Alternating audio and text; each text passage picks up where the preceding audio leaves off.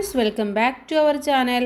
7ാം ക്ലാസ്സിലെ വാർഷിക മൂല്യനിർണ്ണയം 2024-25 അഥവാ ഈ വർഷത്തെ ഇന്നത്തെ അടിസ്ഥാന പാഠാവലിയുടെ ക്വസ്റ്റ്യൻ പേപ്പറാണ് നമ്മൾ നോക്കാൻ പോകുന്നത്.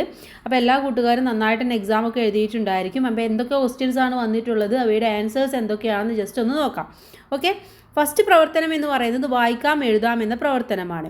നീർപക്ഷികളുടെ കൂടൊരുക്കൽ കാലം.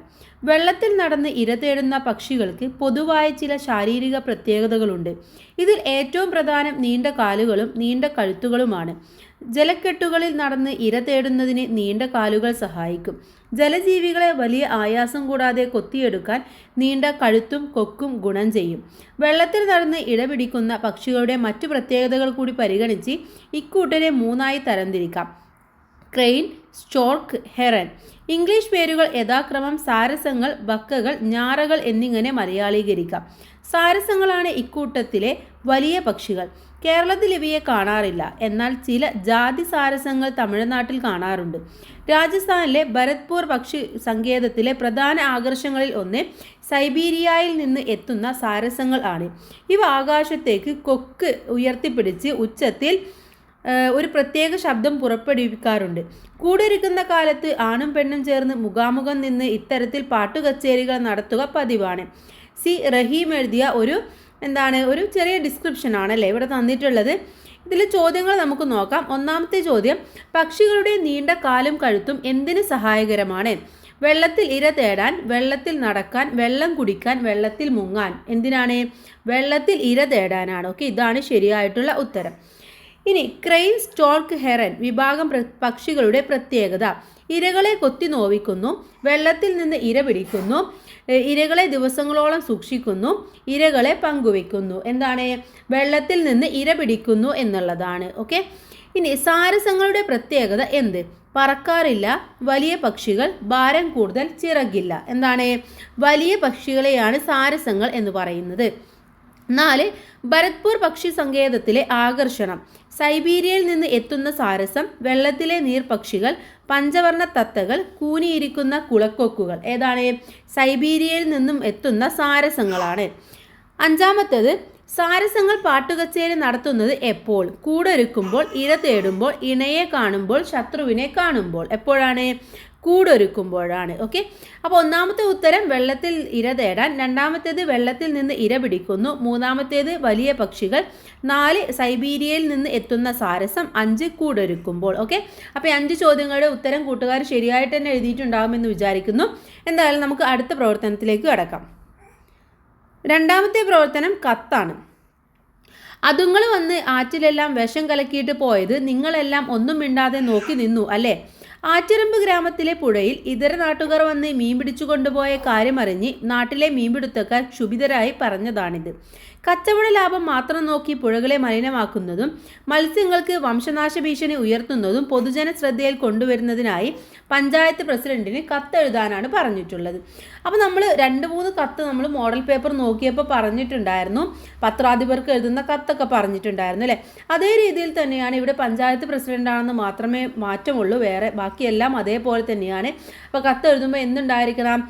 പ്രേഷിതൻ, സ്വീകർത്താവ്, ദിവസം, ഡേറ്റ് ഇതൊക്കെ കൊടുക്കുക, വിഷയം കൊടുക്കുക, അതുപോലെ തന്നെ സർ എന്ന് പറഞ്ഞുകൊണ്ട് കാര്യം അവതരിപ്പിക്കുക. അപ്പോൾ ജനശ്രദ്ധ നേടാൻ വേണ്ടിയിട്ടുള്ളതാണ് എന്നൊക്കെ പറഞ്ഞുകൊണ്ട്, അപ്പോൾ ജനശ്രദ്ധ നേടാൻ വേണ്ടി ജനങ്ങളെ ബോധവൽക്കരിക്കണം എന്നൊക്കെ അഭ്യർത്ഥിച്ചുകൊണ്ട് നിർത്തുന്നു എന്ന് പറഞ്ഞ് എന്നിട്ട് പേരും ദിവസവും ഡേറ്റും ഒക്കെ കൊടുത്താൽ മതി. ഓക്കെ, അപ്പോൾ ഇങ്ങനെയാണ് നിങ്ങളൊരു കത്ത് എഴുതേണ്ടത്. ആ രീതിയിൽ തന്നെ എഴുതിയിട്ടുണ്ടാകുമെന്നും വിചാരിക്കുന്നു. ബി ചോദ്യം: പൊന്മാൻ കഥാകൃത്തിൻ്റെ കയ്യിൽ നിന്നും 10 രൂപ നോട്ട് കൊത്തിയെടുത്ത് പറക്കാൻ തുടങ്ങി. വ്യക്തമാകുന്ന ആശയം എന്ത് എന്നാണ് ചോദിച്ചിട്ടുള്ളത്. ജീവജാലങ്ങളുടെ തന്ത്രങ്ങൾ വ്യത്യസ്തമാണ്. മത്സ്യത്തിനു പകരം നോട്ടു തിന്നാം എന്ന് ചിന്തിച്ചു. പ്രതികൂല സാഹചര്യങ്ങളെ അതിജീവിക്കാനുള്ള തന്ത്രങ്ങൾ സ്വയം കണ്ടെത്തേണ്ടതാണ്. മത്സ്യവും നോട്ടും തിരിച്ചറിയാനുള്ള കഴിവ് നഷ്ടപ്പെട്ടു. ഇതിലേതാണ്?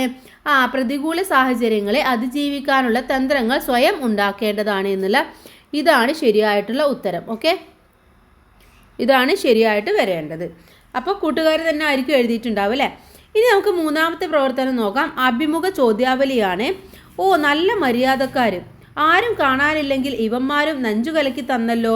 മീൻപിടുത്തം. നാളത്തെ പൊന്മാൻ എന്ന കഥയിലെ നാട്ടുകാരൻ്റെ വേദന നിങ്ങൾ കണ്ടില്ലേ?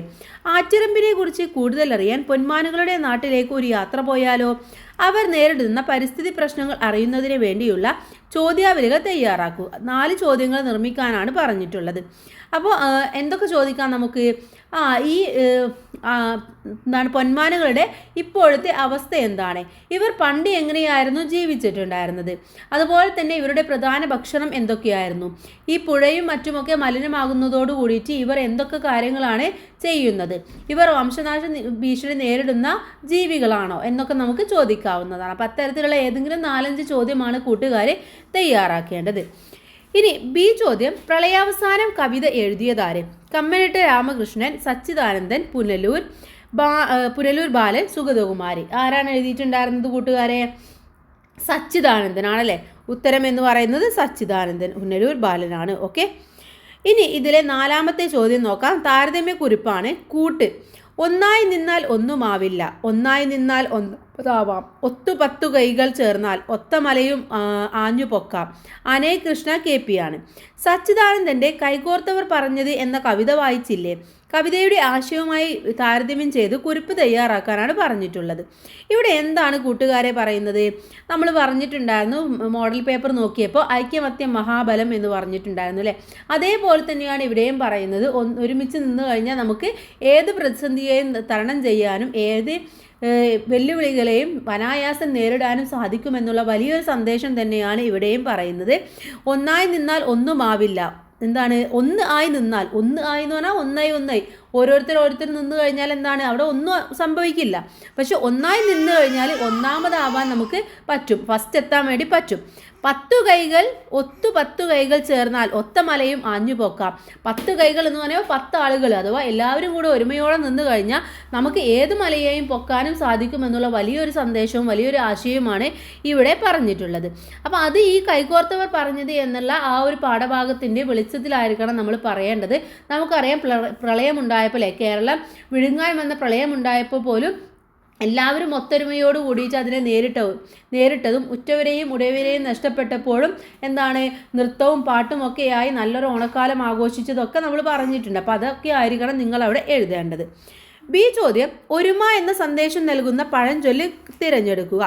ആപത്ത് പറ്റത്തോടെ, നിറഗുണം തുളുമ്പില്ല, ഐക്യമത്യം മഹാബലം, തനിക്കുതാനും പുരക്കു തോന്നും. ഏതാണ്? ഐക്യമത്യം മഹാബലം എന്നുള്ള ഇതാണ് ശരിയായിട്ടുള്ള ഉത്തരം എന്ന് പറയുന്നത്. ഓക്കെ.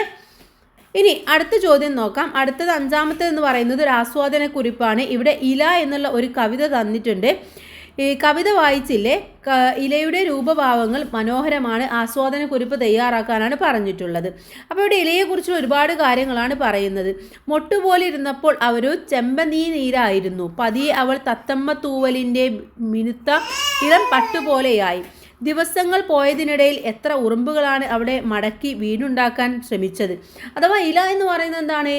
ഒരു മരത്തിൻ്റെ ജീവനാണല്ലേ. അത് ആദ്യം ഉണ്ടാകുമ്പോൾ എന്താണ്? ചെറിയ ഒരു നാമ്പ് പോലെ ആയിരിക്കും. പിന്നീട് അതെന്താണ്?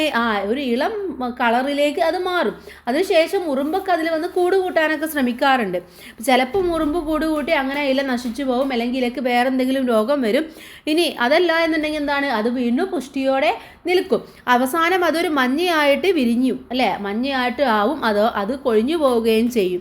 ഇപ്പോഴിതാ മഞ്ഞ, ഇനി നാളെ എന്താവും? ഇപ്പം മഞ്ഞയായി, അപ്പം നാളെ എന്താണ്? നാളെ അത് കൊഴിഞ്ഞു വീഴും, പിന്നെ അത് ഇല ഉണങ്ങിപ്പോകും. അപ്പോൾ ഒരു ജീവിതം, ഒരു മനുഷ്യൻ്റെ ജീവിതം തന്നെയാണ് അവിടെ ആവിഷ്കരിച്ചിട്ടുള്ളത്. ഒരു ജീവിതം എന്ന് പറയുന്നത് എന്താണ്? ഒരു കുഞ്ഞുകുട്ടി, പിന്നെ ഒരു യൗവനം, പിന്നെ അങ്ങനെ പോയിട്ട് അവസാനം മരണം എന്നുള്ളതിലേക്കാണ് വരുന്നത്. അപ്പോൾ ഭൂമിയിലെ സർവ്വചരാചരങ്ങളോടും അതേപോലെ തന്നെയാണ്. ആദ്യം ഒരു ചെറിയ നാമ്പായിരിക്കും, പിന്നീട് അത് വളർന്ന് അവസാനം മരണം എന്നുള്ളത് കീഴടക്കുകയാണ് ചെയ്യുന്നത്. അപ്പോൾ ആ ഒരു സന്ദേശം നിങ്ങളിവിടെ പറയണം. ഇനി പ്രവർത്തനം 6 കഥാപാത്ര നിരൂപണമാണ്. അവസാനത്തെ ഇലയിലെ ബർമാൻ ഒരു അത്ഭുത മനുഷ്യനാണ്. അയാളുടെ ഇടപെടലാണ് ജോൺസിയെ ജീവിതത്തിലേക്ക് തിരികെ എത്തിച്ചത്. ബർമാനെ കുറിച്ചുള്ള നിങ്ങളുടെ വായനാനുഭവം ഉൾപ്പെടുത്തി കഥാപാത്ര നിരൂപണം തയ്യാറാക്കാനാണ്. അപ്പോൾ നമ്മൾ ഇമ്പോർട്ടൻ്റ് ആയിട്ടുള്ള ക്വസ്റ്റ്യൻസിൽ പറഞ്ഞിട്ടുണ്ടായിരുന്നു ബർമാൻ്റെ കഥാപാത്ര നിരൂപണം. അത് തന്നെയാണ് ക്വസ്റ്റ്യൻ പേപ്പറിൽ വന്നിട്ടുള്ളത്. അപ്പോൾ ആ രീതിയിൽ അയാളുടെ രൂപം എങ്ങനെയായിരുന്നു, അയാൾ എന്തൊക്കെയാണ് ചെയ്തത്, അയാൾ ജീവിതത്തിന് വേണ്ടി എന്താണ് മോഡലായിട്ടൊക്കെ പ്രവർത്തിച്ചു, മാസ്റ്റർ പീസ് എന്താണ് വരക്കാൻ അയാൾക്ക് സാധിച്ചിരുന്നില്ല. അവസാനം അയാൾ മഞ്ഞിൽ കുതിർന്ന് അവസാന ഇല വരച്ചു ജോൺസിക്ക് വേണ്ടിയിട്ട് അല്ലേ. അപ്പോൾ അതൊക്കെ നിങ്ങൾ അതിൽ എഴുതിയിട്ടുണ്ടാവണം. ഇനി ബി ചോദ്യം, കിണറ്റിൽ വീണ പൂച്ചയെ എങ്ങനെ കരകയറ്റാം എന്ന പാഠഭാഗത്തെ ആശയവുമായി പൊരുത്തപ്പെടാത്ത പ്രസ്താവന ഏത്? വാക്കിലല്ല പ്രവൃത്തിയിലാണ് കാര്യം. സഹജീവികളോടുള്ള കരുതൽ നമ്മുടെ കടമയാണ്. പ്രവൃത്തിയിലല്ല പ്രസംഗത്തിലാണ് കാര്യം. എല്ലാവർക്കും തൻ കാര്യം തന്നെയാണ് പ്രധാനം. ഇതിലേതാണ് ബന്ധപ്പെടാത്തത്? പ്രവൃത്തിയിലല്ല പ്രസംഗത്തിലാണ് കാര്യം എന്നുള്ള ഇതാണ് ഈ ഒരു പാഠഭാഗവുമായി ബന്ധപ്പെടാത്ത പ്രസ്താവന എന്ന് പറയുന്നത്. ഓക്കെ, അപ്പോൾ ഇത്രയുമാണ് നമ്മുടെ ഈ ഒരു ക്വസ്റ്റ്യൻ പേപ്പർ എന്ന് പറയുന്നത്. അപ്പോൾ എല്ലാ കൂട്ടുകാരും നല്ല രീതിയിൽ തന്നെ പറഞ്ഞ പോലെ ആൻസേഴ്സൊക്കെ എഴുതിയിട്ടുണ്ടാകുമെന്ന് വിചാരിക്കുന്നു. എന്തായാലും നല്ല മാർക്ക് തന്നെ സ്കോർ ചെയ്യാൻ കഴിയട്ടെ. എല്ലാവർക്കും താങ്ക്സ് ഫോർ വാച്ചിങ്.